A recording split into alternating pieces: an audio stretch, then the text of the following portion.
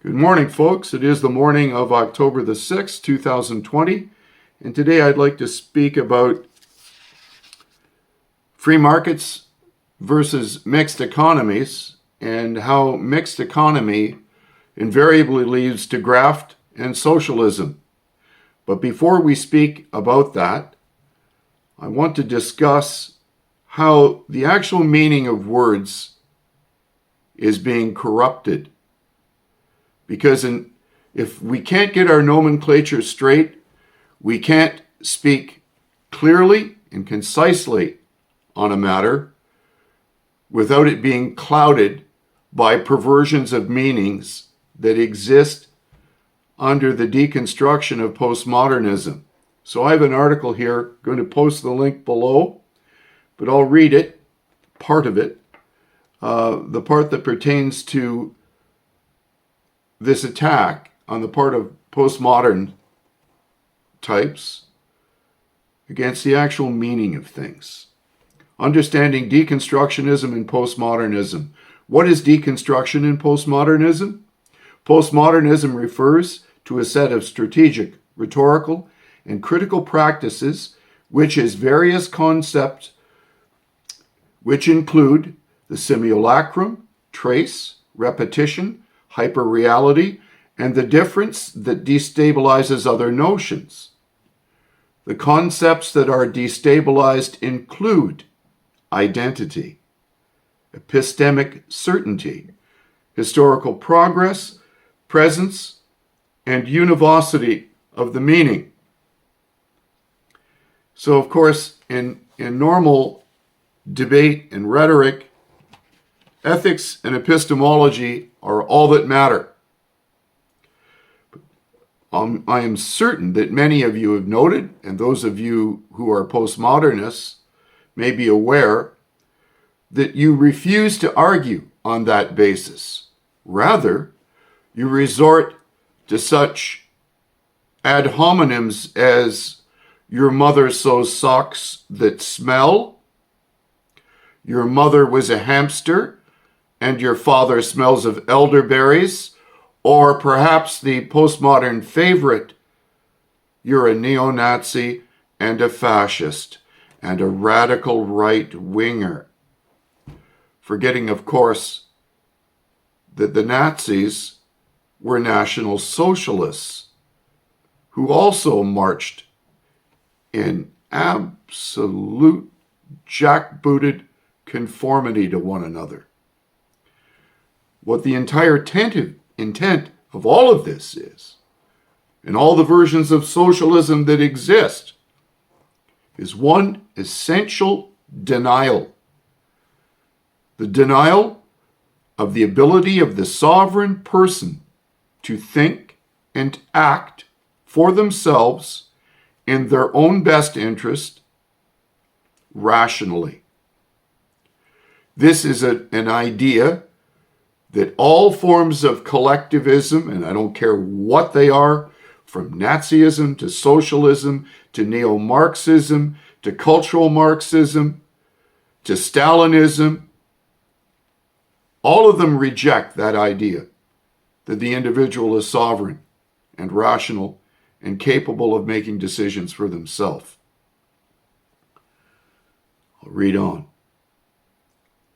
In 1979, postmodernism was entered into the philosophical lexicon. The Postmodern Condition was published in 1979, and Jean-Francois Lyotard wrote it. On his view, Jean described postmodernism as an illicit aesthetizing of public discourse and knowledge.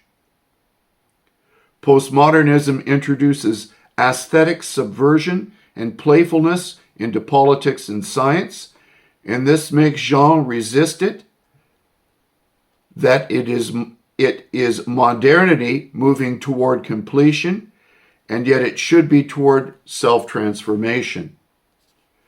Deconstruction bases on the idea that texts usually have oppositional relationships. In this kind of the relationship, one part is entirely different from the other, and one part is generally dominant over the other part. Subtitled Deconstruction Theory. Jacques Derrida founded this theory between 1930 and 2004. Jacques studied philosophy in Paris, and he was born in Algeria. Jacques Derrida introduced his work of philosophy in 3 books, which were published in 1967. I believe it, I should say, this might be misworded, Jacques Derrida lived from 1930 to 2004. At any rate, Derrida introduced his works of philosophy in 3 books, which were published in 1967. These books include Speech of Phenomena, Writing and Difference, and also of Grammatology. Derrida used deconstruction in his work to describe his philosophy. In his philosophy, Derridean deconstruction is nuanced and complex. Deconstruction becomes a basis of some theories. For instance, gender theory uses deconstruction in its base. The fundamental concepts in deconstruction are examining the relationships between opposing ideas or words, highlighting present injustices, and it attempts to overturn these relationships. In the area of prejudices, Derrida presents some exceptions to the rule of reversing the authority structures. The work of deconstruction, therefore, is to examine these differences and criticize those relationships. Deconstructive criticism involves exploring the relationship between the text and its meaning. A significant concept of deconstruction is difference.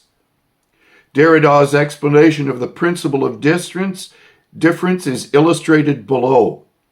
This principle compels us not only to privilege one substance, here the phonic, so-called temporal substance, which include another, for example, the graphic, so-called spatial substance, but even to consider every process of signification as a formal play of difference, that is, of traces. Here Derrida highlighted a frequent topic in postmodern work. It involves the man's tendency to privilege one trait person position to the exclusion or detriment of another. He also dealt with language in his passage. The primary goal of deconstruction is the examination of binary opposition. This, the relationship between 2 parts in which these 2 parts have opposite meaning, and also examining the contrast in their meanings. So Derrida was an incredible trickster. And what he did in one fell swoop was undo the very foundations of ethics and epistemology that have underpinned Western philosophy for thousands of years. In an attempt to reconstruct everything in his horrific dystopian image, which is why the postmodernist refuses to debate. They actually don't believe in logic. So where has this deconstruction led in terms of our economic system? Not just here in Canada, but all throughout the Western world. The derogatory term, free market capitalism, is not a term that a capitalist coined. It was always referred to in literature, classical liberal literature, as free market individual economic liberty. So capitalism invariably took on a negative meaning because it was a derogatory term coined by the left. So what has a mixed economy given us as opposed to what a free market economy could afford? And what corruptions has it caused? And where does it lead ultimately? And again, I'll post a few websites. The first from Investopedia. I've taken these thoughts away from Investopedia. While a mixed economy combines free market with central government planning and intervention, a market economy relies purely on the free market and the rules of supply and demand to regulate the economy. For this reason, profit motives, incentives, and capitalism are the driving factors of the economy. That's from the latter part is from Investopedia. That was from The Street. Again, I'll post all the links below. What is a mixed economic system? A mixed economic system is a system that combines aspects of both capitalism and socialism. A mixed economic system protects the private property and allows a level of economic freedom in the use of capital, but also allows for governments to interfere in economic activities in order to achieve social claims. According to the neoclassical theory, mixed economies are less efficient than pure free markets, but proponents of government interventions argue that the base conditions required for efficiency in free markets, such as equal information and rational market participants, cannot be achieved in practical application. Key takeaways. A mixed economy is an economy organized with some free market elements and some socialistic elements, which lies on a continuum somewhere between pure capitalism and pure socialism. Mixed economies typically maintain private ownership and control of most of the means of production, but often under government regulation. Mixed economies socialize select industries that are deemed essential or that produce public goods. All known historical and modern economies are examples of mixed economies, though some economists have critiqued the economic effects of various forms of mixed economy. I have another article here called Mixed Market Economies, Lobbying and Corruption, the Infiltration of Organized Crime in the Italian System. And it goes on to show how mixed economies create graft and a government deep in bed with big business. On the highway between Moss and Oslo, there is a firm. It's called Osco, and its sign under the name of the firm, V for Skinner, Norge, med mat. We supply Norway with food. They ain't kidding. Because when you go into a Norwegian grocery store, almost invariably it's Osco that put the food on the shelves. They're deep in bed with government. It has often been said that a politician cannot become wealthy in politics. It doesn't pay that much. So how are these people that advocate socialist government becoming filthy rich? Well, they're doing it like Trudeau's done, aren't they? You have government so deeply in bed with corrupt industry, like SNC-Lavalin, and like that shipping company that caused Admiral Norman to lose his career, the kerfuffle over the government involvement in interfering in this process of selection. Invariably, mixed economies create an enormous lobbying system and create an economic system where the government is deep in bed with big business. It creates monopolies. It destroys the ability of smaller players to enter a market and to get their product into that market. When I lived in Norway, a colleague of mine in Norway and I were going to import wine from Niagara, but there was no possible way that we could get that wine onto the shelves of Vinmonopolet, the wine monopoly in Norway, and there's a firm that's accurately named. The regulatory nightmare behind importing the wine and the cost of such made it absolutely cost prohibitive. There'd be no profit whatsoever. So the takeaway today is, If you think a mixed market economy is an example of capitalism, you're sadly deluded. And you've been deluded by postmodernists who try to replace one thing with another and trying to equate the two. Free market economic liberty means the government needs to get the hell out of bed with big business and let the market decide. Yes, I believe in liberty. I believe in freedom. And I believe that ultimately, the process of trial and error, of failure, of allowing to see whether a profit can be made by selling a product is best done by private investors entering the market without any help or influence from the state. Ike Eisenhower warned long ago that one of the most serious threats to the American economy was the military-industrial sector, because they needed constant war to fund them.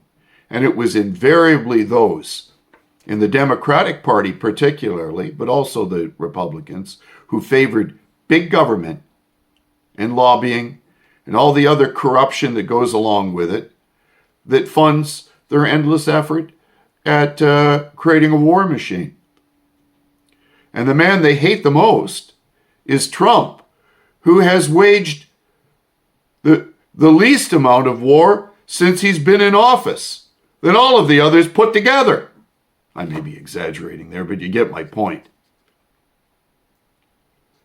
And yet the very thing that they say about him is that he's a warmonger. I mean, I don't like Trump. He can't construct a sentence correctly in the English language, and he's a blowhard.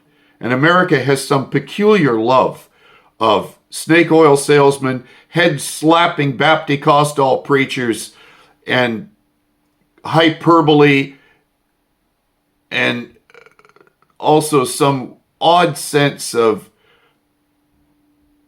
I don't know, it's not nationalism, it's national pride and a belief that America is the greatest and all this nonsense.